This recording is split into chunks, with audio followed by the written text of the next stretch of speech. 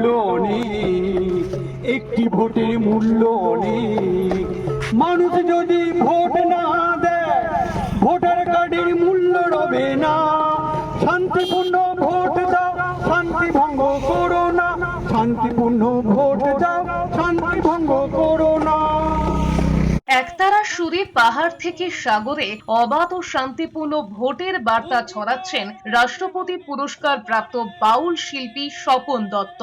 Vote পুজো মানেই রাজনৈতিক নেতাদের জোর তৎপরতা, মিছিল মিটিং থেকে শুরু করে একাধিক প্রতিশ্রুতির বার্তা বয়ে চলে প্রচারের দিন পর্যন্ত।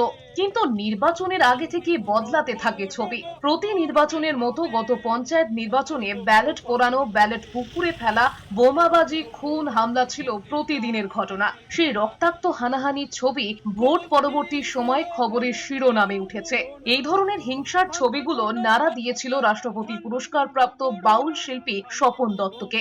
অবাধ ও শান্তিপূর্ণ ভোটের বার্তাকে সামনে রেখে বিভিন্ন জেলায় ঘুরে বেড়াচ্ছেন বাউল শিল্পী স্বপন দত্ত।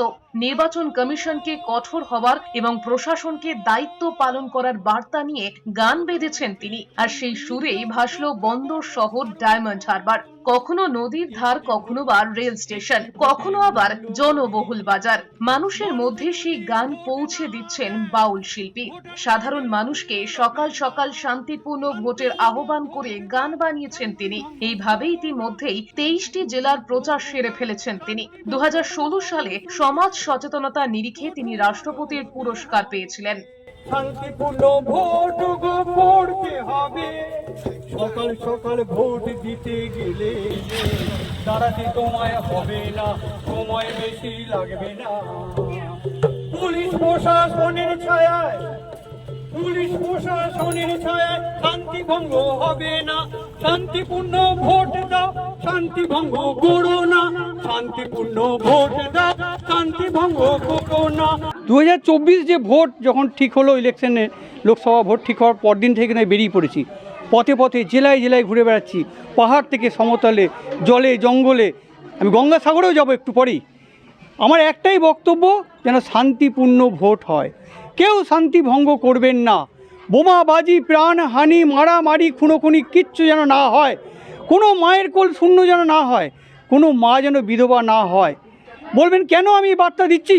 2016 সালে কেন্দ্র এবং রাজ্য নির্বাচন কমিশনের সম্মানিত শিল্পী হয়ে সামাজিক দায়বদ্ধতা মাথায় রেখে নিঃস্বার্থ বিনা পারিশ্রমিকে না খেয়ে দিয়ে আমি দার্জিলিং, জলপাইগুড়ি, কুচবিহার, মালদা, সুন্দরবন, সন্দেশখালী সব জায়গায় ঘুরেছি। একটা কথাই বলছি, নিজের ভোট নিজে দেবেন, কেউ ভোটদানে ভয় পাবেন না। সন্ত্রাসমুক্ত ভোট চাই, প্রত্যেকে অঙ্গীকার করতে হবে আমি শান্তিপূর্ণ ভোট দেবো। অবাধ পক্ষপাতহীন ভোট চাই, যে ভোটে কেউ জাতপাত, বর্ণের, ধর্মের ভেদাভেদ করে গোষ্ঠীর প্রলোভনে পড়বেন না। বারবার বলবো নির্বাচন কমিশনকে আপনাদের আরও কঠোর হতে হবে, পুলিশ প্রশাসনকে সঠিক দায়িত্ব পালন করতে হবে, সকল রাজনৈতিক দলগুলিকে তাদেরকে হাতে হাত মিলিয়ে শান্তিপূর্ণ ভোট করাতে হবে। এছাড়া জনগণকে শান্তিপূর্ণ ভোট করতে হবে, তবেই শান্তিপূর্ণ ভোট হবে। কিন্তু এরকম ব্যক্তিগত উদ্যোগে সবার হয়ে কাজ করার মানসিকতা খুব কম লোকের আছে। আমরাও হাত বাড়াই, সবাই হাত বাড়ায়, রাস্তায় যারা থাকে, বাড়িতে যারা থাকে, সবাই হাত বাড়িয়েই চলে।